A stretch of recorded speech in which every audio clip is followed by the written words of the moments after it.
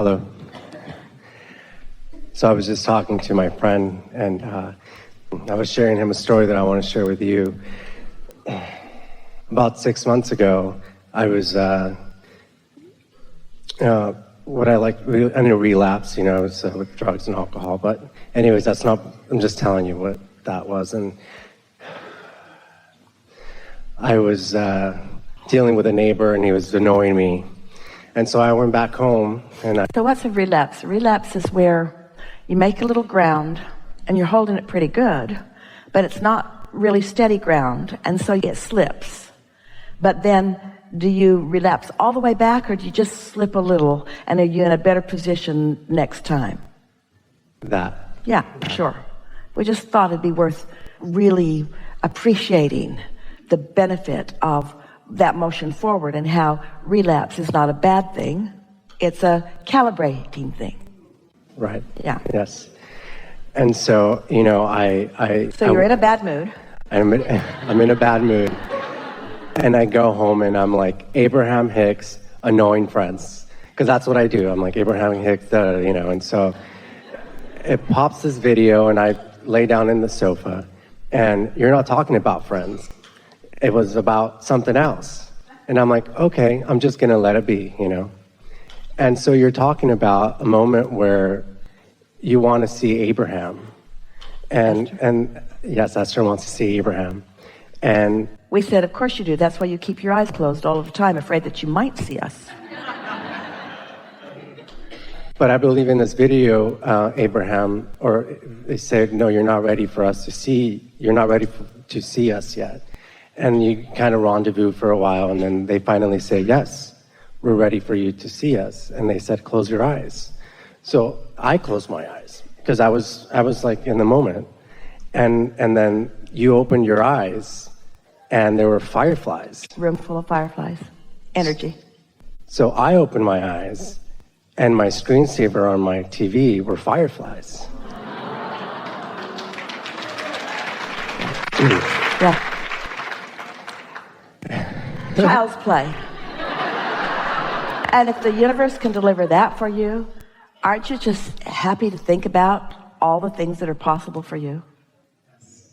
Yes. Yeah. Those are the cooperative components all coming together. Your days are full of those kinds of things if you're in a position where you're receiving them, yes? Yes. Yeah, really good. So here's the question, about 8 years ago, I started getting like repetitive thoughts, and they weren't really, they're like pretty dark, and I was like, they felt really strong, and I was like, why am I going crazy? What's going on? Why am I having these repetitive thoughts? And calibrated to that vibration, and you were getting them from that track, yeah? Right, and I didn't know of you or really anything much of anything. Most people don't know about law of attraction, and most people don't study gravity either. They just fall off of things.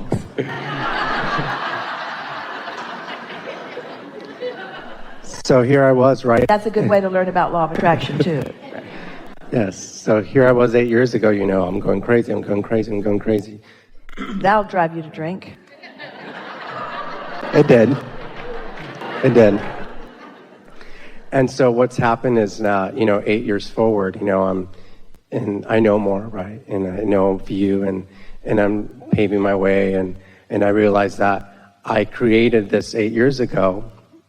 And now in my life here, it's like it pulls me into these thoughts and these, and they tell me, or OCD, it's just your thoughts. And so that pulls me right into the darkness again. It's just. Let's just contemplate from this point today, all of those things that you lived and all of the things that you've been thinking about. And we're appreciating the words that you offered just now. But let's put it all into context right here and now.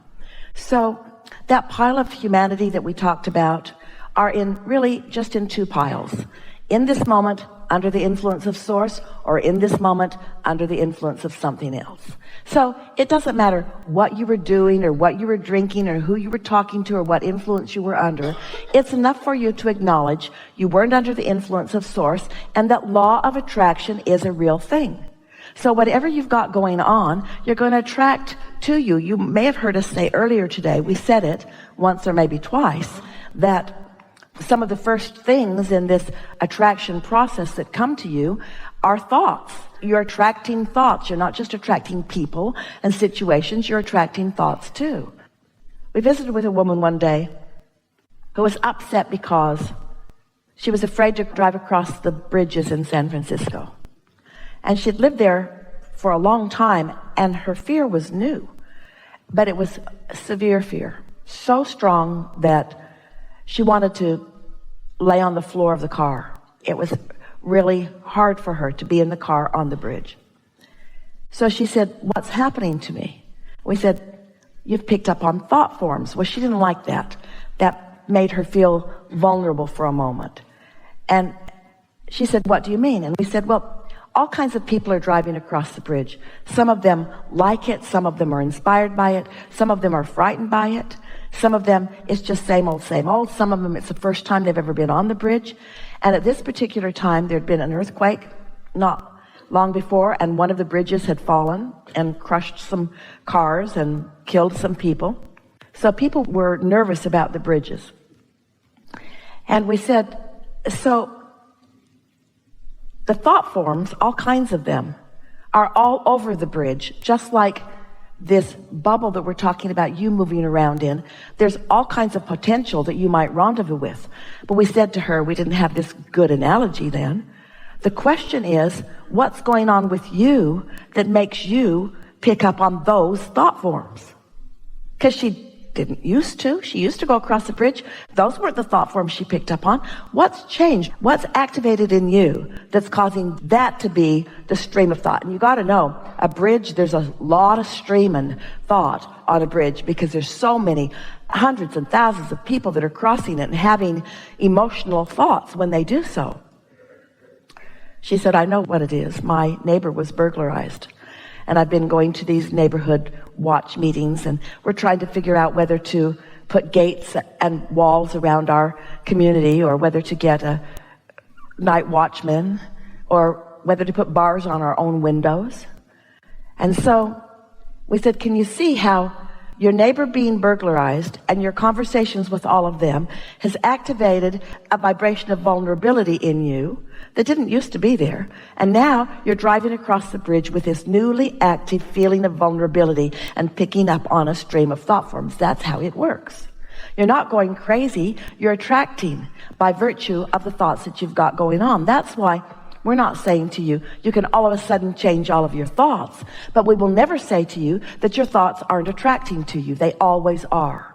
So when you find yourself in the midst of a thought that is unpleasant or uncomfortable or scary or frightening, it might be a good idea for you to just ask yourself, where's that coming from? What have I got going on? What matches that I've been perpetuating? Because it seemed to her, it seemed to the people even in the audience that day, that if she's not thinking about the bridge, then the bridge should not be scaring her. And we said, it's not about the subject, it's about the vibration. The subjects are varied. In other words, wonderful things can come to you from endless subjects, and things you don't want can come to you from endless subjects. But you've got to calibrate your thoughts to emotions. Your emotions are your response to your thoughts. You've got to calibrate to things so that you have control over the genre. It's sort of like Pandora. You can tune to Love Gone Bad songs. You can tune to marching band songs. You can pick how you want the mood of the music to be. And that's what you're doing. You're picking through your deliberate thoughts of how you want the mood of your being to be, because those are the thoughts that you're going to pick up on. There is no source of evil. There is only light, and you personally depriving yourself of it. That's all that there is. But we get it when you are well-meaning and you are not calibrated to the light, that the darkness would feel like it's imposing itself upon you. The darkness is just the absence of the light. And what man wants to call evil is just the pinching off of the good that is right there, pressing up against your ability to receive it if you would just open the door and let it in, you see. And you wouldn't want the law of attraction to treat you differently than everyone else. You want the law of attraction to respond to your thoughts. And you want your emotional guidance system to give you an indicator of how your inner being is synced up or not synced up with that. And once you've got that, then you can accomplish anything. You can feel however you want to feel. And we're not saying that you might not occasionally be blindsided by something that you didn't see coming, but that's because you have vibrations going on that you weren't aware they had going on, and they had to manifest before you saw them. That's what we call post-manifestational awareness. You've got thoughts, they don't feel good, you don't notice, they don't feel that bad, you're still alive. It's like this cold won't kill Esther. She just wishes it would. It's not that bad, but we don't want you to put up with anything that doesn't feel good, you see. But sometimes you're willing to experience more discomfort than we would if we were standing in your physical shoes. Is that helpful, or you have something more you want? No, like I know that when I'm having those thoughts, like I know it feels like icky, you know, my compass is like telling me like this is not what I want. And so I think you've answered what I needed to hear. Really what we want you to think about is getting out ahead of it. Because if you wait until a manifestation, now you're responding, and it's very difficult. But if you're out ahead of it, then you've set the tone, and the universe has to respond. The people in your world have to respond. In the very early days, one of the first analogies that we offered, we said, envision a light board, a board with LED lights all over it. And it's big, it's the size of this stage. And you are one of those lights. So think about something. Think about something you want, or think about something that happened. Just pick some subject and think about it. And when that happens, that light's going to light up. And every light on the board that is in harmony with that light will light up too. And that's your world right now. That's your world. That's what you've got access to. If you're ornery, it doesn't matter how many well-meaning people are out there in the world, they're not in your world. They're on a different station right now. But if you've been basking, if you've been acknowledging your value, if you've been feeling your advantage in the world, if you have been deliberately milking the feelings of love and appreciation, imagine what's lighting up on your board. And when you go out into the world, that's who shows up with you. You make eye contact with the person who smiles, and you stand in line with the person who is pleasant, and you put your seat back in the lap of somebody who was willing to play with you. Really what we want. Esther used to carry, long before she met us, a cartoon that she'd clipped out of a newspaper, because she was flying a good deal even then. And it was a cartoon of a man on an airplane laying right back into the lap of the person behind him. And the person behind him is looking over the seat and saying to that person, "Comfy?" So Esther just waited for somebody to put their chair back in an obnoxious way so that she could just slip them this cartoon. It never happened. She was always too happy when she was flying, but... So my last thing on that is, I know that I can't erase my past of that ever happening, because you wouldn't want to. Oh, you wouldn't want to. That beautiful, dynamic, life-giving, vortex-filling past that helped you to sift and sort and decide and calibrate to who you are. You see, you've been calibrating all through all of it. You just didn't know it. Otherwise, how do you know when you don't want something? Because your inner being doesn't want it for you. Your inner being's always been with you. And when something happened, your inner being was focused here when you focused there. That's how you know. So that beautiful past has created this magnificent vibrational reality for which you are truly blessed. So you were saying? Don't want to erase your past, want to understand it, and want to see it for what it is, and want to reap the benefit of it, and want to take the pleasure from it that it gave you. The past was when you were planting the fruit, and now the fruit is gestating, and soon you will be eating it. But you don't want to condemn the planting part. I got it. Yeah. Thank you. Yeah.